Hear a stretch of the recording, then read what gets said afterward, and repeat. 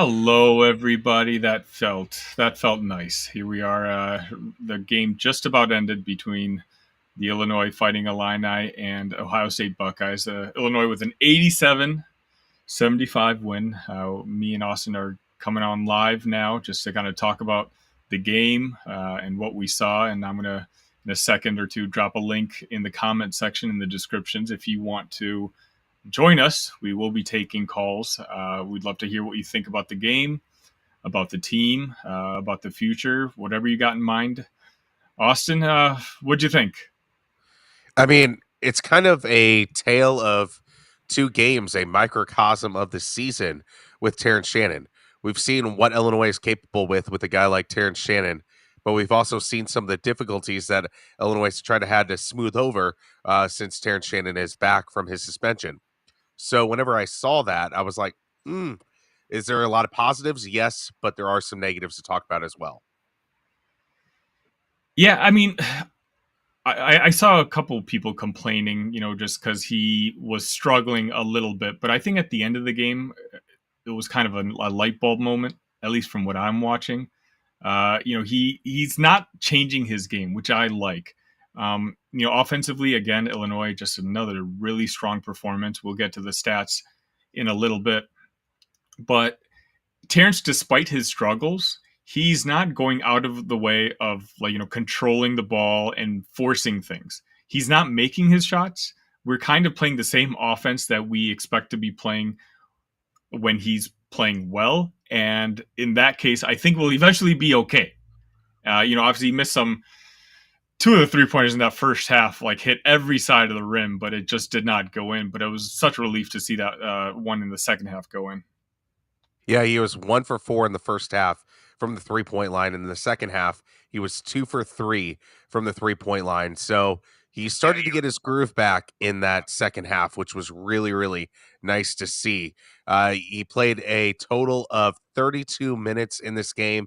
He had 3 fouls, 3 rebounds, but that scoring column, 7 for 17, a lot better than what we've seen from him in the Northwestern game, and, of course, what we saw from him in against Indiana. So Terrence Shannon Jr. might be officially back based on the second half that we saw him play. And we finally saw Dane get some minutes. I don't know. I don't if I'm just overly excited to talk about that, but Coleman was being Coleman. I think his reputation is starting to precede him, whether that was a technical or not. Zed Key could have won a couple Oscars today with the way he was pretending that skinny old Coleman Hawkins was shoving him to the ground, and you can see that Coleman got a little frustrated and got teed up there. But Dane came in. I don't have the stats in front of me, but how many minutes did he get today? Coleman, pardon me, played a total of 25 minutes, while Dane Danger cleaned up the foul situation with 11 minutes in reserve of Coleman Hawkins. Yeah, I mean, it was nice to see that Underwood played 8 or 9 guys today, as opposed to sticking with the 6 man, 6 7 man rotation. We saw Hansberry go at it. Hansberry was playing aggressive, which I like to see. I kind of commented earlier that it was nice to see him taking 3 pointers and not hesitating to do it, because I feel like our team in general has been a little hesitant to take wide open shots. And Hansberry is just a guy who, like, tonight is the type of night where I think he needs. We're better than Ohio State. I'm not trying to be disrespectful here, but we're better than them. Like, let him get some run on the court, feel what it's like to be bodied up against Big Ten physicality, big bodies. Get him some run so that at the end of the game, or at the end of the season, when in that last week we play at Wisconsin, at home to Purdue, and then we finish off the season at Iowa. And that last week could very well decide the Big Ten conference. If Coleman Hawkins gets into foul trouble, Dane had a good day today, but you still want another body or two that you can kind of trust throwing in there. And at least today, that was Dane. Or sorry, that was Amani. I mean, you look at this team effort of Illinois winning this game 87-75. There were a couple guys who didn't show up in this game. One was Quincy Guerrier and one was Coleman Hawkins. Coleman Hawkins, 5 points, only had 2 rebounds on the day. That's got to be better. But Quincy Guerrier, 5 points, 2 rebounds, and played 22 minutes. You need more from Quincy Guerrier. I don't know if it's just because Terrence is back and he doesn't know his place in the offense anymore, but that's something Brad Underwood's going to have to figure out. Those two guys have to be a part of this offense whenever Marcus Domask and Terrence Shannon Jr. are having their struggles. At some point, we got to have a conversation about Quincy because earlier on in the season, he was clearly, especially when Shannon was gone, him shooting that sideline 3-pointer was almost automatic. And that is what made our offense so potent, knowing, we had all these guys who could shoot without any hesitancy from 3-point land. They'd go in, puts a lot of pressure on defense. Quincy now not only is not making them, but he's not even shooting them.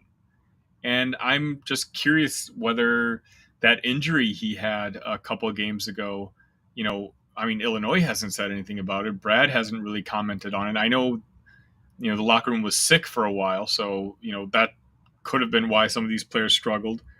But I don't know. We need him. We need Quincy. Quincy was a great second man when Shannon was gone. And Quincy at his peak, being the third best player on your team, is makes you a very, very dangerous team.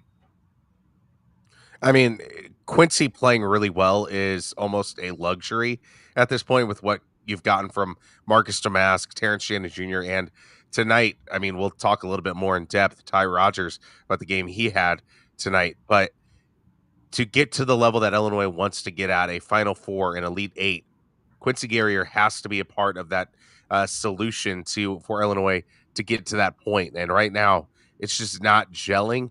It could be the sickness, could be injury. I think that's something that an Atlanta reporter needs to ask is, what's the deal with Quincy Guerrier? Is it I don't know what to do anymore since I'm not really a focal point? It's just tough to figure out what to do with Quincy at this point. We got our first comment from Ronnie. Thank you for watching. He says, much needed win. Glad to see Terrence Shannon Jr. have a good game. We need to have big guys produce more. Again, for me, the numbers aren't exactly there for Shannon on an, efficiency level. Like, I know he didn't shoot all that great, but especially at the end of the game, he was putting his head down, attacking the rim. Again, it was such a relief for me, at least. So I can only imagine what it was like for him to have that 3-pointer go in that second half. And, the big man comment, it kind of goes along with what we're talking about right now. Quincy and Coleman had a bad game and we still won by 12 points, and that's some on the road in the Big Ten. And no matter what, I kind of say this, like, no matter the quality of the team, when you play a conference game on the road, and particularly in the Big Ten, whatever win, you need to earn that win. And today, at least for me, I'm kind of relieved. I think the game was pretty comfortably, on our side. Ohio State, was up early in the game, but it's just because, we were struggling defensively. But offensively, we weren't struggling. Offensively, we scored something like 41 points in the first half. We had a really high points per possession. I don't have it off the top of my head. But, Ronnie, thank you for the comment and thank you for watching. I appreciate that. Yeah, if you look at Ohio State's box score, there are some defensive issues that Illinois needs to figure out. Jamison Battle had 21 points. Rod Gale Jr. had 20 points. There are some defensive miscues that Illinois needs to figure out to, again, get to the level that Brad Underwood and the rest of the Illini team expect to get at. This is a really good Illinois basketball team, but there are some little hiccups that can definitely keep Illinois out of the conversation for the second weekend and further. Yeah, that's, I keep trying to tell you, like, I've been listening to a lot of national podcasts and a lot of people, I don't know if they genuinely mean it or they're just saying it because they know if they put Illinois or Illini in the title, we're going to click on it and we're going to hate watch it. But, a lot of folks are saying after, the loss to Northwestern and, the ugly, ugly win against Indiana, they're talking about, hey, what does Illinois need to fix? Are they they're struggling now? Are they going to be able to get over that hump in March? Is a team better without Shannon? I never felt that way. You see our offensive efficiency numbers are still really solid. Defensively, we've been having issues, but I think it's a Hoop Maddox. Sorry if you're watching and I got your name wrong. He's an amazing Illinois and Chicago Bulls account, and he posted like the stats of players scoring on the inside. And right now we're in like the 30th percentile. We were in the 80th percentile in 2023.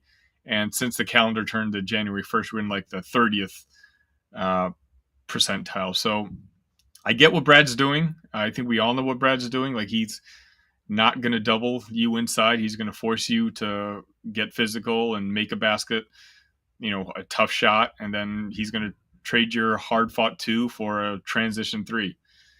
But when the opposition's making their baskets, then, it looks like we're not playing very good defense. I mean, it is nice to see Illinois 7 for 17 from beyond the 3-point line. 41%. I mean, you'll take that in any Big Ten game. Joe Groves said, Ty was an absolute beast tonight. He was MVP. This might be Ty Rodgers' best game as an Illini. I know he had that one great game, and it was a Big Ten game. I can't remember who it was against, where he had his career high. But I feel like this was his most complete game, and the fact that he was able to take over the game, get every loose ball that was near him. I mean, he didn't let anybody else get the ball. It was just incredible to see his tenacity on the boards. I mean, just unreal. I couldn't be more happy to see him in that situation tonight.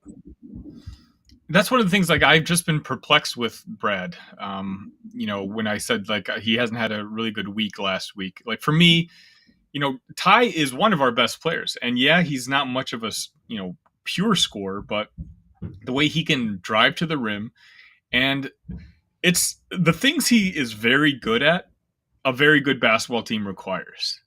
And we're just a better team with him on the floor. And the fact that he only played like 15, 16 minutes, the last couple of games, and he barely played in the second half, it really never made any sense to me, just because he's clearly our most physical player. He's going to hurt you. Like, yeah, it doesn't look pretty, but again, he'll put his head down, attack the rim. He's going to get offensive rebounds. He's going to extend plays. I'm really glad that he had the game that he had today, just because you kind of see, how important he is. Because again, I keep saying this, but our team is all about March. We need to make Sweet 16, if not beyond that. And for that to happen, we need Shannon playing at his peak. We need Quincy to play like what he was doing while Shannon was gone, and pre-fall. And this Ty Rodgers, the Ty Rodgers that you saw today, is going to give a lot of teams hell. I mean, the physicality he played with. How many fouls would you guess that Ty Rodgers had, Sonny? If you were to guess. Yeah, 3, 4, 2. He had 0 personal fouls this game. What? 0. Wow. A double-double. That is an efficient basketball player right there. I mean, just what he was able to do rebounding-wise, 5 for 6 from the field, 13 points in 26 minutes. That is the dream Ty Rodgers performance. That's why Brad Underwood brought him in to be the starting point guard of this team. And I know there's been some huge bumps along the way, but I think those bumps are kind of over with. He knows what he needs to do offensively. And if you just rebound and play tough defense, that's really 70% of what you need to do for a Brad Underwood team. Austin, I'm looking at the box score right now. We played 10 guys today. When that's did that incredible.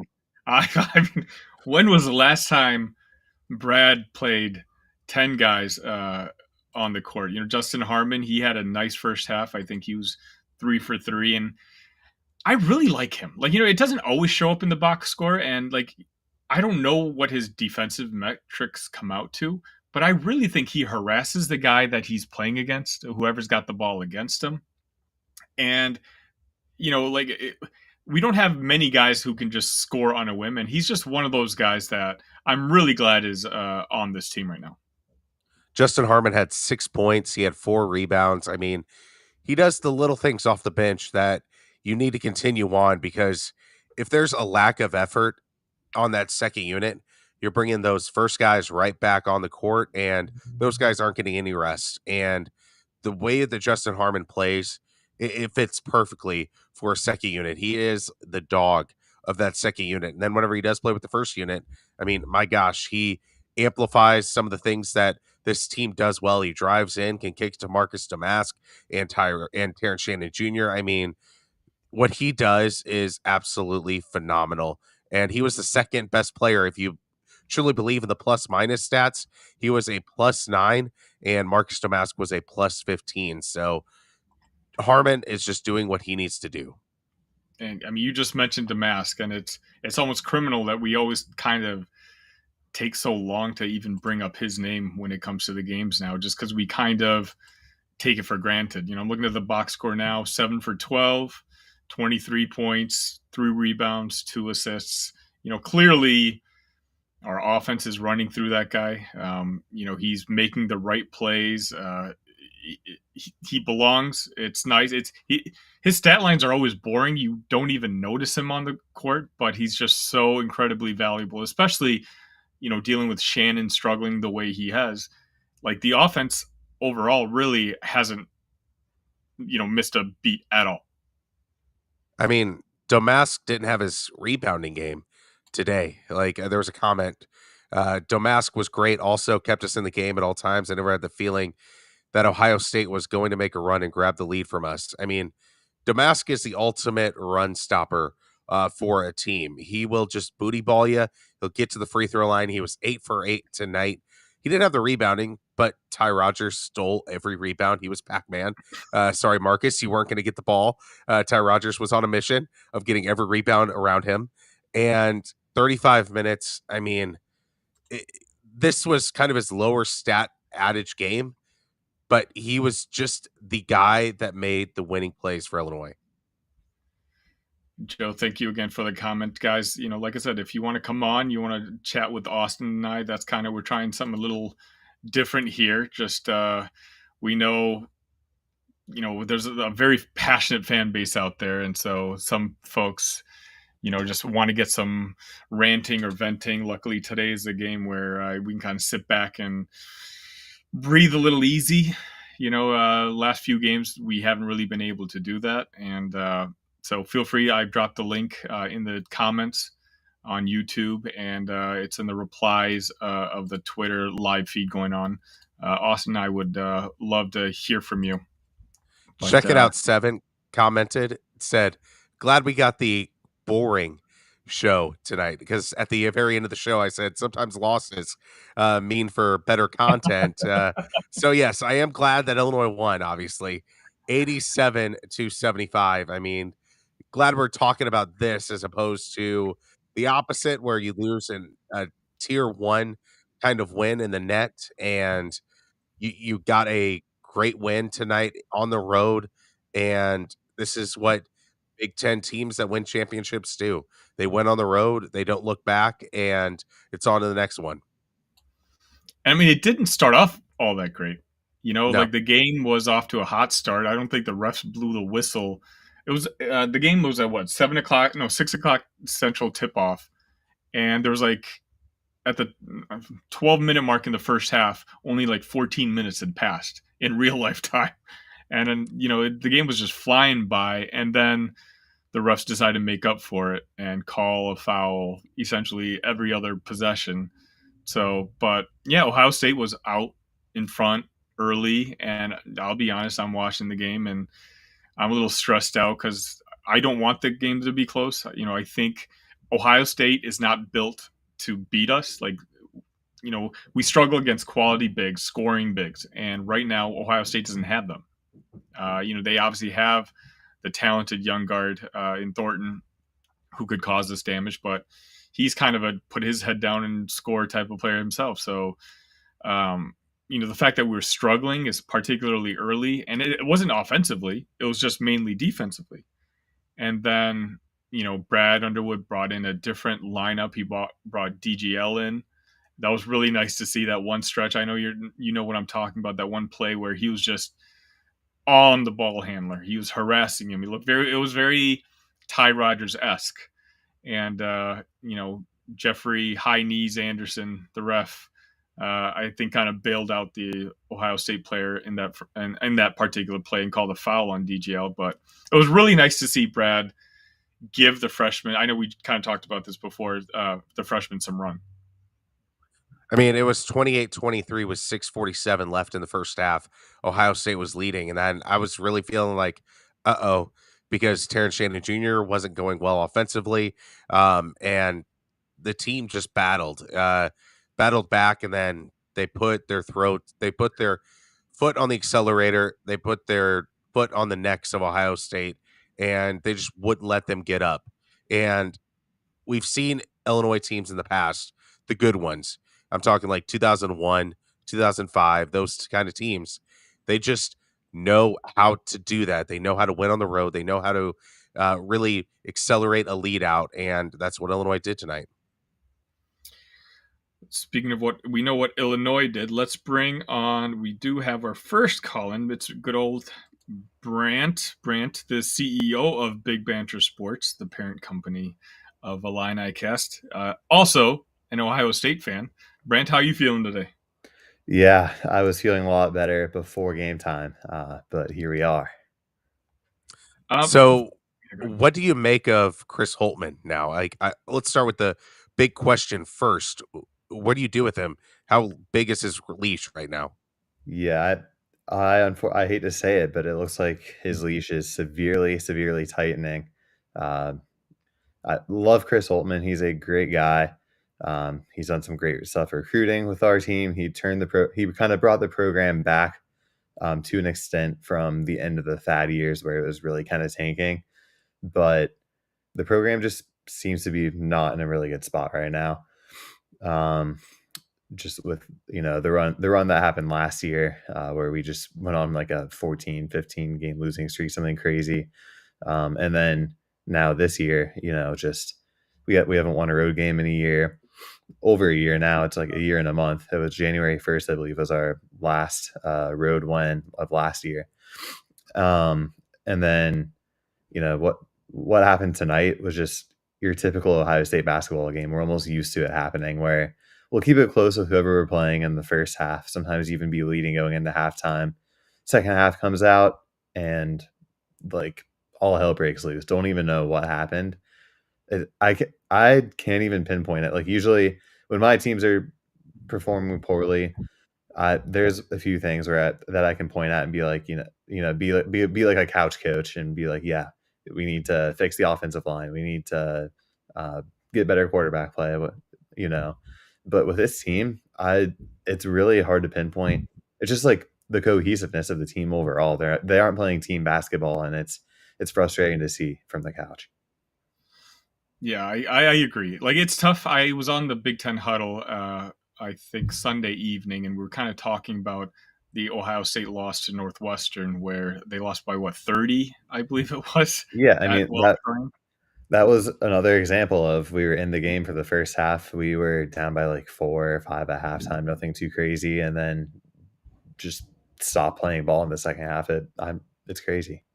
Yeah, I mean, it's just I think Chris Holman's a good coach. I think he's a good recruiter, and this just might be one of those cases where it's best for both parties to just kind of get a clean slate and go in their separate ways. I think Chris would be a quality hire for another program. I think it's pretty obvious now that Ohio State probably needs to kind of reset. Find a new voice, find a new leader. Just because right now, as it is, you lost to Michigan, which I know probably didn't taste all that well. You had a tough loss to Northwestern, but you guys really weren't that close. And so you guys are just reeling now. And, I want to say I feel bad, but I don't feel too bad.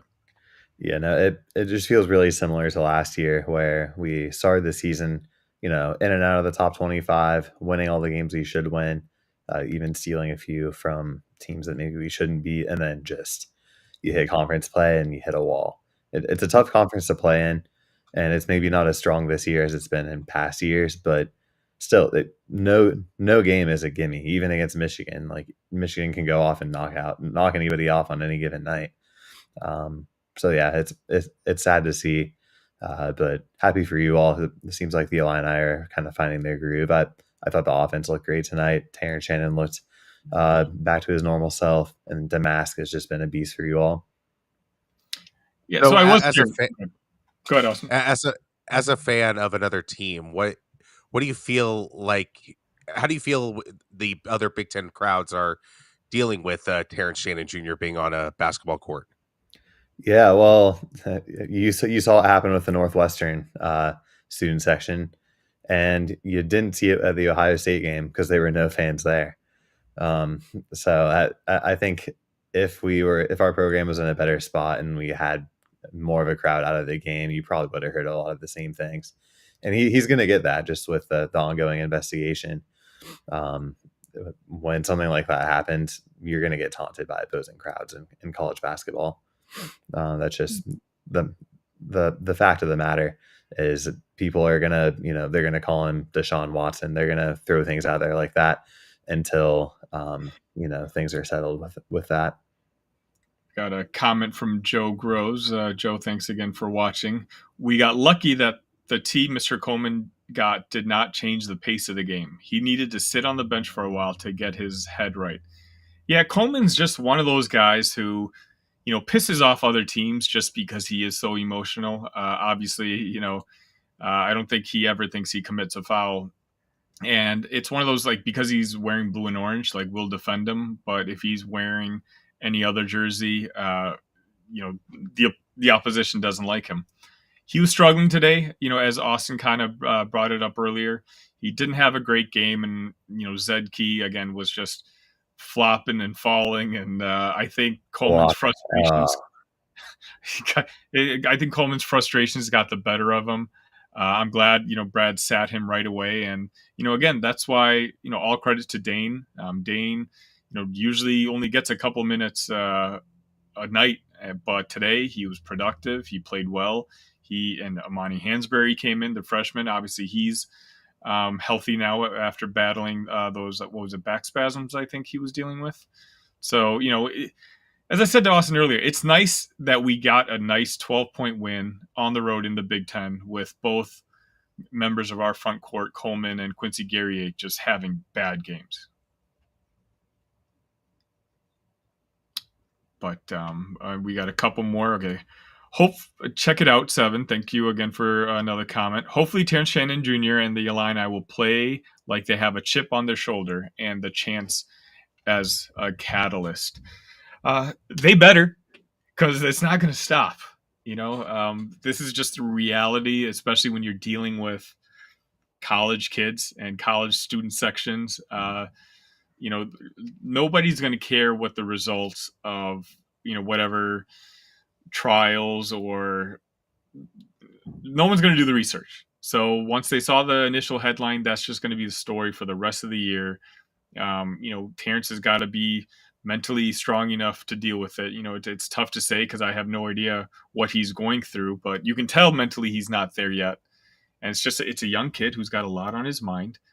But, this Illinois team's just got to come together. I was on, Cody Del Monte's show, House of Pain, the other day, and I was just talking about, I wanted to get that first road victory out of the way with Shannon because we had already lost to Northwestern, and I was fearful that if we lost again today to a not very good Ohio State team, then we're talking about, can this team handle that extra adversity, the extra pressure that comes with dealing with a road arena? Now, I saw pictures of what Ohio State's stadium was looking like crowd-wise about 10 minutes before tip-off, and it wasn't exactly a sellout. But, it's still nice to get that first victory under our belt. Now, Brant, where do you think Illinois is in the tiers of the Big Ten? Do you think they are still in a tier below Purdue and Wisconsin, or do you think they're in Wisconsin's tier and Purdue's all alone? How do you shake the Big Ten as they are right now? Yeah, I put Purdue all alone at the top. I think that's pretty easy for me and probably others to do as well. They just seem like, from even a national perspective, they're in that top tier, and there's no other Big Ten team up there with them. Then below that, I'd say Wisconsin. It's it's tough because I think Northwestern and Illinois are the same tier, and then I might want to group them with Wisconsin. With Wisconsin. Oh, wow, that was a tongue twister. But with Wisconsin, um, but yeah, I don't know if I'm ready to put them on that Wisconsin tier yet, just because Wisconsin's been winning a lot more games. I do think they'll come back down to earth because I think talent wise, Illinois and Northwestern are probably right there with Wisconsin. So it'll be interesting to kind of see how the rest of the season shakes out. But right now, I'm going to go Purdue in that top tier, Wisconsin tier 2, and then Northwestern, Illinois, kind of that tier 3. Yeah, I mean, Wisconsin, I talked about on the other day. I think Wisconsin has the second highest floor in the conference, just because they know what they're doing and they don't make mistakes. They're not dealing with the off the court issues that we're kind of dealing with. But I still think that last week, as I mentioned, Illinois' last week's schedule has it's Wisconsin in Madison, then Purdue at home on senior night, and then we have Iowa. And that the conference could very well just come down to that last week. We do have a new guest who I'm going to bring on right now, Mr. Blair Bruns. Thank you so much for joining us, Blair. How are you? Doing great. Great win. What town are you joining us from, Blair? From Decatur, Illinois. Nice to have a listener from Decatur joining us. What are your thoughts on the game, Blair? Well, first of all, I just want to say Iowa's got like 18 with 6 minutes left in the third quarter for the Bulls game. Career high pace. That's always good to hear. Ohio State. Going into that game, it almost felt like a trap game. Let's win by 1. We need a break. Obviously, need to get Terrence integrated, as Brad would say, into everything that we're doing, which kind of went from that to can we play Friday night against somebody good, because everything seemed to be clicking, but I still think that there's some tweaks. Quincy needs re-energized. Coleman, it was nice to see him kind of get cooled down and have that moment. Like, we all knew it was coming, that he was going to get teed up at some point. Mm-hmm. But for that to happen, and then to get, like, I know it didn't have anything to do with it, but, like, Amani in the game, he got good minutes. Dane needed to be like, hey, you're a focal point of this team, and we're going to need you at some point. And to actually have that happen, we've talked about it all year, but to get that to happen where that one-handed tip one, you're like, grown man. I think just a lot of things that are, like, when you have a successful team, like almost like the Jack Ingram at Wisconsin game that gave us confidence in him later on in the year, like that game there had a lot of pieces of people that work hard every day in practice that know that, like, you have a role. It's not seen every night, but, like, for this to all work and for us to make a run, that's what needs to happen. What was your worry level of Terrence Shannon? Say that again. What was your worry level of Terrence Shannon going into this game? 0. It's just going to take time. I mean, even in the first half, it's like those are good looks. Those just need to fall. And he needs to keep shooting them, because the only way you're going to get out of it is to shoot out of it. It's just, can we win by 1 while going through this? Yeah. For me, I'm more worried about Shannon on, like, the defensive side, because against Indiana, like, Indiana was just cutting past him, and he just had a very poor defensive game. And that's what, usually you don't, like, he looks like an NBA guard playing in college basketball right now. And so even if the shots aren't falling on offense, offensively, we're still doing okay. I've told Austin, and I've said this on the show constantly, having Terrence, Ty Rodgers, and Coleman Hawkins playing defense on a college basketball team is a cheat code at this level. But when Terrence is not performing the way he tends to perform, that kind of tells me he's dealing with a lot of mental stuff, unfortunately. Offense leads to defense. Defense leads to offense. It's just the scariest thing before, when Terrence was coming back and Brett was like, well, we need to get integrated with Terrence, and there's a lot of things we're doing. Well, the problem we had last year was getting Terrence to be engaged for both halves and not just come on with 15 minutes left in the game. It's like, you just got over that. Now it's like a double-edged sword. Like, you do want to have him come back to everything that's been working, but at the same time, like, you're running this risk of him just getting comfortable and being passive. And the reason why Terrence was so good is because he wanted to score all of the time, and he was 100%. He felt like he had this magical fifth year given to him.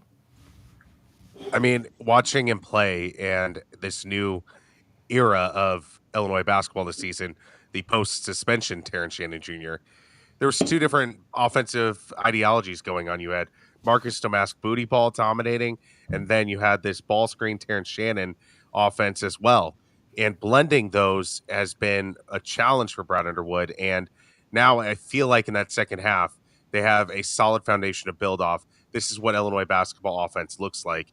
And I mean, it helps with guys like Ty Rogers coming in and rebounding the hell out of the basketball.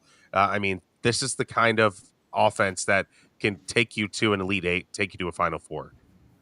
Yeah, I think for you guys, just having that blend of offenses is going to be huge because, yeah, without Shannon, I mean, you guys could put up points, but it was really just kind of Damask leading the way. And like you said, just kind of post up, back him down, knock down shots.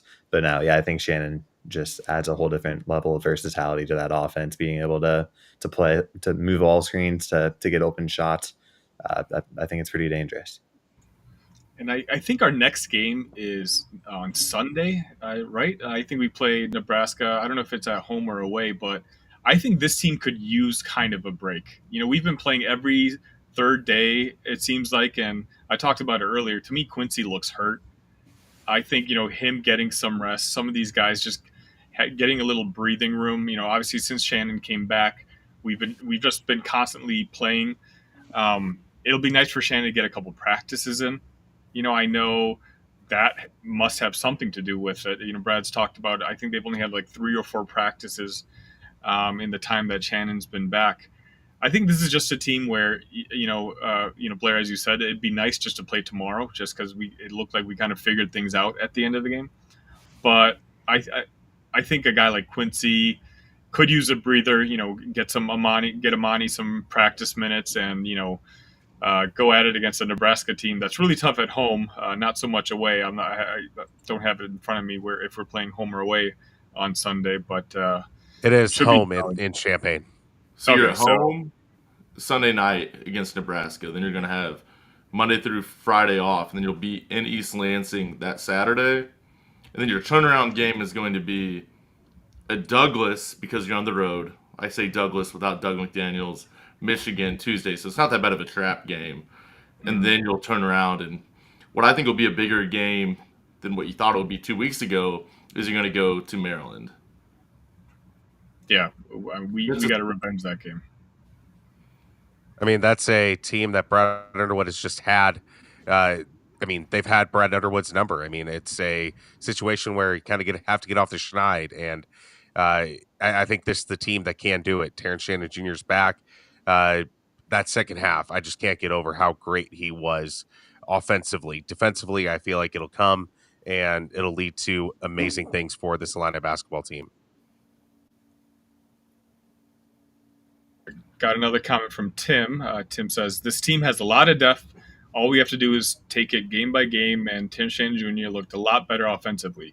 Defensively, he needed to step it up, but I understand mentally. We have a lot of depth. We've had a lot of depth all year long, but Brad doesn't seem to want to play that depth. I was shocked when I was looking at the box score today to see that we played 10 guys, because most of these games we've just been playing, 7, maybe 8 guys if someone got into foul trouble. So, yeah, thanks for your comment, Tim. But yeah, again, I'm hoping this break, Amani, gets some more practice run in, works on his cardio a little bit. DGL had a good spell in that first half today. It was really nice to see Brad, play those guys. And, it's, I don't know, this team is better if we have 8 guys we can trust. Dane, if he's playing 10 minutes a game, is such a benefit to us. If that means Coleman Hawkins is not chasing around and getting bodied by guys 3 inches taller and 30 pounds heavier than him for 35 minutes a night. Austin, what was Damask workload when he was at Carbondale? Like, was he playing Uh, 35 minutes a game every night? Yes, he was, and it was him and Lance Jones, the Purdue transfer. Those were the two guys, and you didn't have to defend anybody else. So those two guys got a lot of attention, but Lance Jones played a lot of ISO ball. So there was a lot of double teams on Marcus Damask at all times. You had Lance Jones shooting from the Saluki logo, and Marcus Damask was left with kind of the leftovers of what offensively was there if Lance Jones wasn't shooting the basketball. So the workload was there. This is the first time he's actually had some open times on the basketball court where Terrence Shannon Jr. has taken the load off of him, where you've had Ty Rogers game to game occasionally, Quincy Guerrier whenever he's right. So I've never seen Marcus play so free in terms of lack of double teams, and it's just led to a fresher Marcus Damask even this kind of late in the season. Yeah, I just was wondering with he had another 35 minutes tonight. It's like that's I think like you said, Sonny, just feels like we just played the heck out of 6 guys for the last 2.5 weeks. I mean, Terrence coming back made a 7 deep, and Dane was getting his 5. But Like, I'm getting Thibodeau vibes, and that's what's bothering me being a Bulls fan. It's just like I went through this before, and once we got to the playoffs, obviously with that Derrick Rose injury, like I have PTSD from that even to this day. But Brad seems to believe in the philosophy that these guys are their kids. NBA players play 4 times a week. These guys play max 3. Usually it's just 2.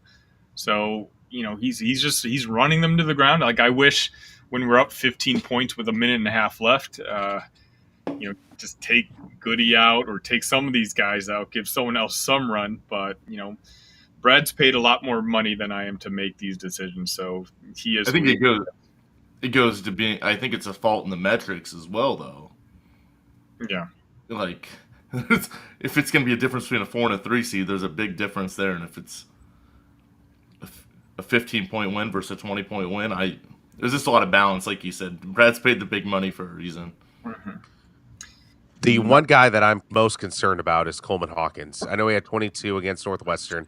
He's had 11 the last couple games.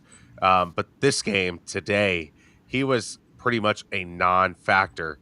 I wonder if the minute load is getting to him and his frustration levels of him just not having that rest game to game. Do you think it's a rest, or do you think it's how he's being officiated? I think a little bit is rest. I think a little bit is how he's being officiated.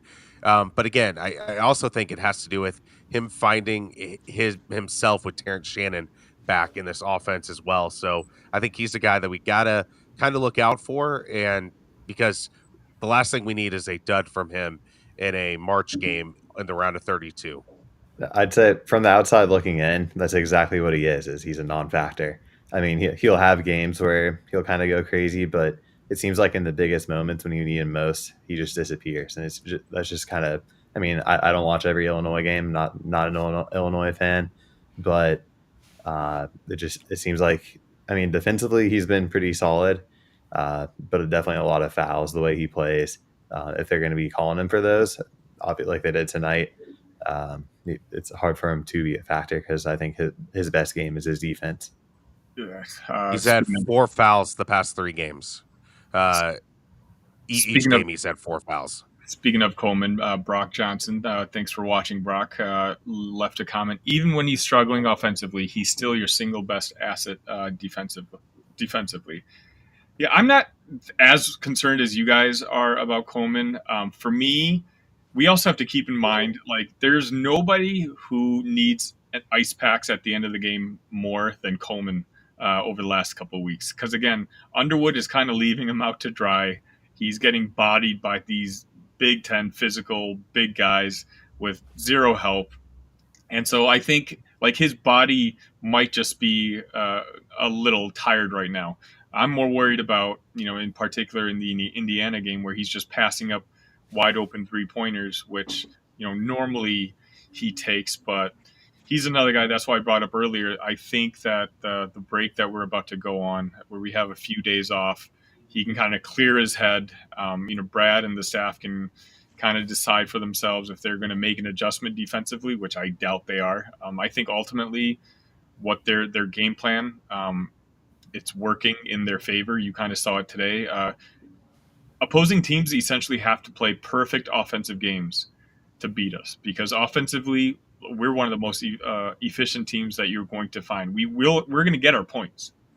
So I don't know. That's my opinion, at least. Tim, another comment from Tim. The team. Oh no, I did that one. So I know the minutes won't allow it, but it would be awesome to play 8 to 9 man rotation, fresh legs. This is start of a win streak, I believe. Your thoughts?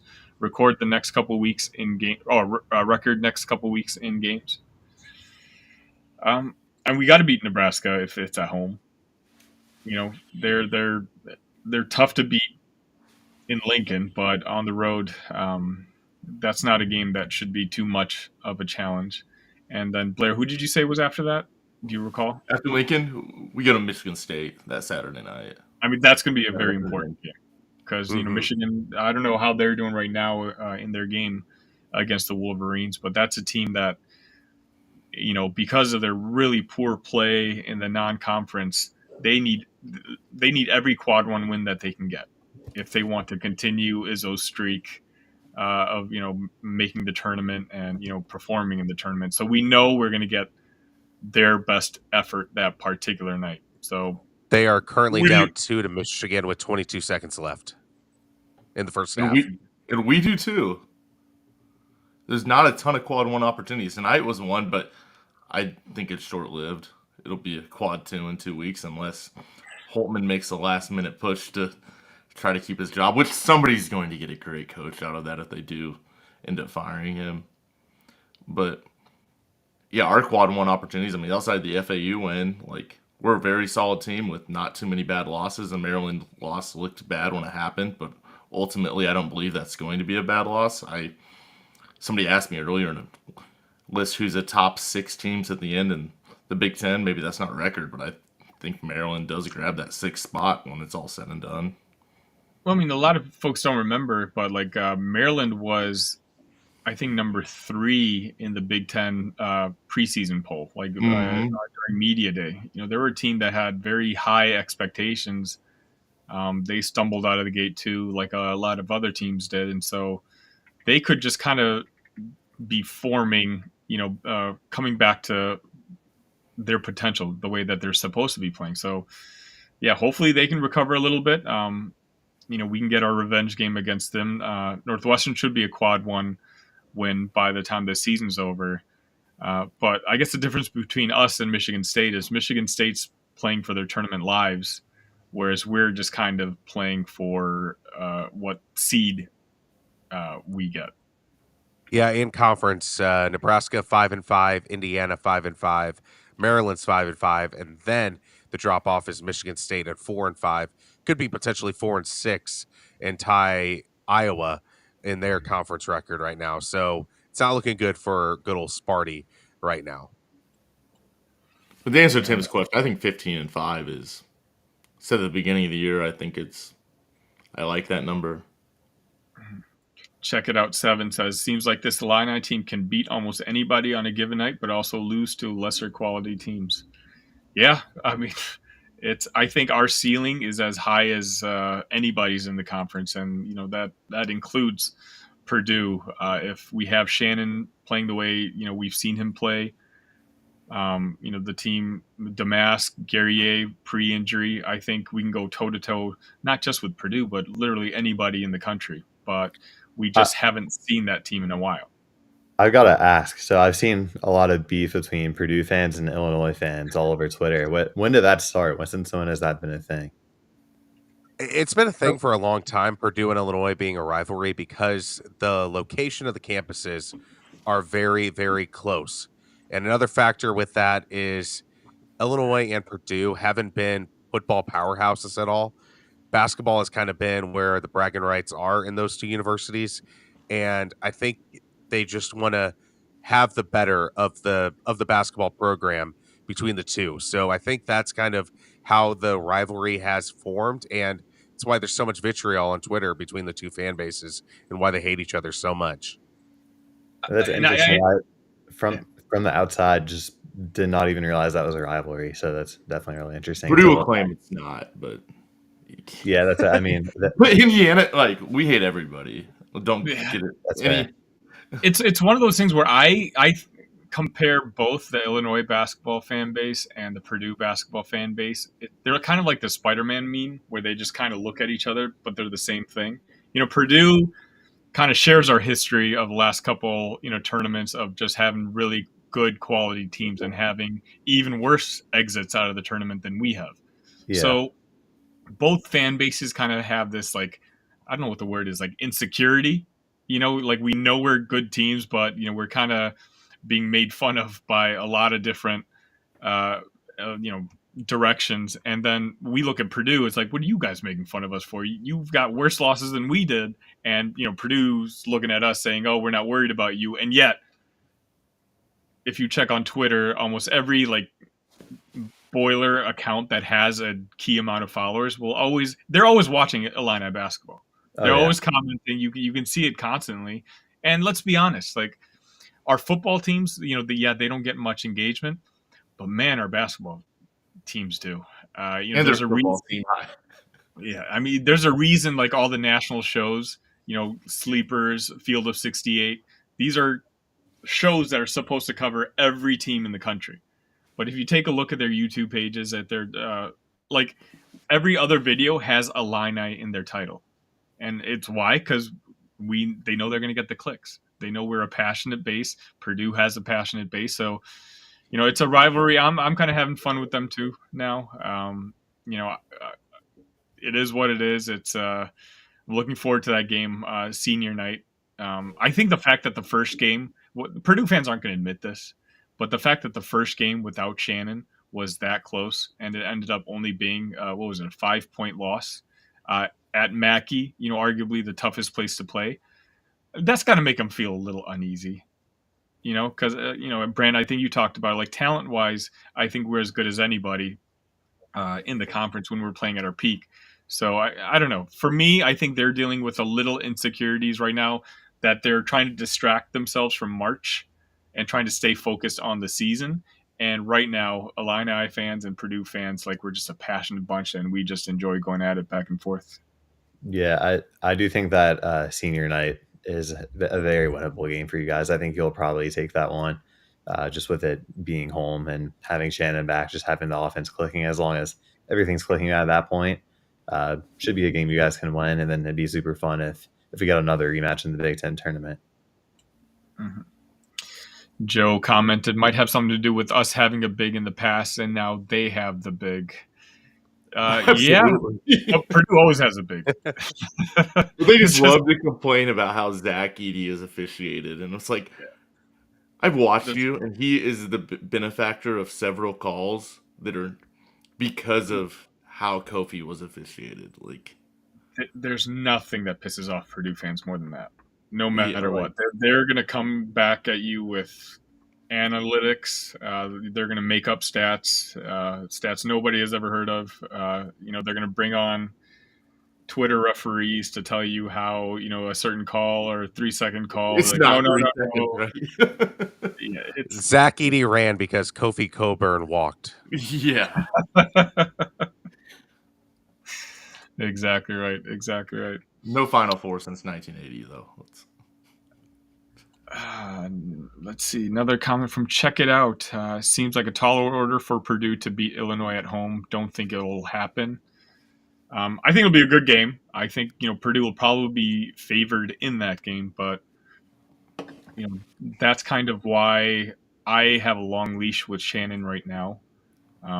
Letting him play through his struggles, because the last thing I want to do is start playing him 20-25 minutes a game, benching him for better parts and have his confidence shook on the basketball court. I think he's already dealing with stuff mentally off the court, that I think what Brad's doing right now is essentially he's pretending nothing happened. He's playing him the same minutes. We're playing the same sort of offense. And I just think in the long run, having a healthy, mentally there Shannon is going to be a huge benefit for us, because I don't know anyone on Purdue that can really guard him. Especially, I don't think there's a better transition player in the country. When we grab a rebound, we go on he's a one-man fast break. He puts his head down. Again, he's got an NBA body. He's either going to score himself or he's going to draw a foul on somebody. But yeah. Any other thoughts, gentlemen? I just want to echo that, like you're saying, just ride it out with Shannon. Like initially with that, before we had the preliminary injunction, all Illini hopes was riding on the February 25th court date. And if that would have gone according to plan, we would have wanted to insert in the lineup. And I'm just so glad we're going into this a month before where we can ride out. Like, yes, we want to compete for a Big Ten championship, but this year has always been about a tournament run. And that's what it all should come down to. Yeah, I completely agree. The Big Ten matters, but I don't think, Brad Underwood's of the mindset that he's won a conference, he's won the regular season title, he's won the conference tournament. He's got that one monkey on his back still left, and that's, making that second weekend appearance. But I think we're going to wrap it up now. Brant, if you don't mind, let the folks know, where they can find you. Yeah, absolutely. Go ahead and check out bigbannersports.com. Check out all of our other podcasts. Illini Cast is one of the podcasts under our entity. But just, if you want to listen to a preview of an upcoming Illinois opponent, just go hop on there, find the proper podcast. I'm sure you can find it within our network. Lots of blogs and whatnot over there too. Be sure to follow us on Twitter and on Instagram if you are not. The handle for that is just Big Banner Sports. But yeah, thanks for having me on, Sonny and Austin. Pretty devastated that Ohio State caught the L tonight, but good win for you all, and good for you to see the Illini back on track. Appreciate you taking some time, Brent. Appreciate it. Blair, thanks. So I'm curious, where did you find us? Or did you find us on Twitter, YouTube? How did Illini Cast come into your life? Me and AB are good friends. Yeah. Oh, okay. That works. Okay. It's like Twitter or something, but yeah, that's a follow along, and always followed AB through his career. And very cool. Always been a very passionate Illini fan. So let the viewers know you got anything to promote or where they can find you. Yeah, just find me at Blair Bruns on Twitter. Hit and miss. He has some great bourbon takes as well. All right, Blair, thanks for coming on today. Take care. ILL, y'all. Yeah. I. All right, I Austin, think that's a successful post-game show. It was. I think so, too. I'm glad we were able to get a couple guests on. And, again, it's the fact that we got a comfortable win, I think, made this a little easier. Again, as was pointed out earlier, I'm glad we got the boring show. I think, I'll try to do this again on Sunday after Nebraska. We'll try to organize something, whether you can come on as well, Austin. But this was fun for me. I don't know if it was fun for you. It was a blast. Great hearing other perspectives after a game, and just nice that we had a win to talk about, especially a win that had some negatives, but some positives as well. So it led to some awesome conversation. Yes. Thank you guys for joining us. Leave in the comment section if you liked us going live. If this was something you want us to do in the future, we just want to kind of try something different. Obviously, if you haven't subscribed, last time I checked, 87% of the people watching this video are not subscribed. That boggles my mind. But, hit that subscribe button, hit that notifications, and you'll know when we come on live. Obviously, I'll try to leave a link whenever we do go, so you can kind of chime in. Joe made a comment right here. It was enjoyable. Need more people to chime in. Exactly. I know. I figure sometimes, early people are kind of nervous. They want to see how it goes first for other people. We're harmless. Austin and I don't bite. We're just trying to, meet other Illini fans online and just kind of talk about our basketball team, talk about the season. So, we're going to leave you guys with this opportunity a couple more times. Just to wrap it up, you can find at IlliniCast on Twitter, IlliniCast on YouTube, as you guys know. I'm also at the Sunny V. If you kind of want my takes outside just Illinois. I have another show called at Big Ten Show where we just released an Iowa video today. If you're kind of interested on like a macro level of what's going on with other teams, both football and basketball, find us. Again, same thing as Big Ten Show on YouTube, Big Ten Show on Twitter. And Austin, why don't you wrap things up? Absolutely. Thank you all for joining us. It was a great show. You can follow me at AB1132 on Twitter. And it was nice getting the radio juices going again. Like after being not live for the longest time in the podcast format. So it was nice getting that live juices flowing moments again. We'll definitely do this again, especially after Big Ten tournament games and hopefully a long NCAA tournament run. I know Illini fans have a lot of pent up feelings, whether it's positive or negative, and we'll be here to help you air those out. This has been the Illini Cast as part of the Big Banter Podcast Network. Take care, guys.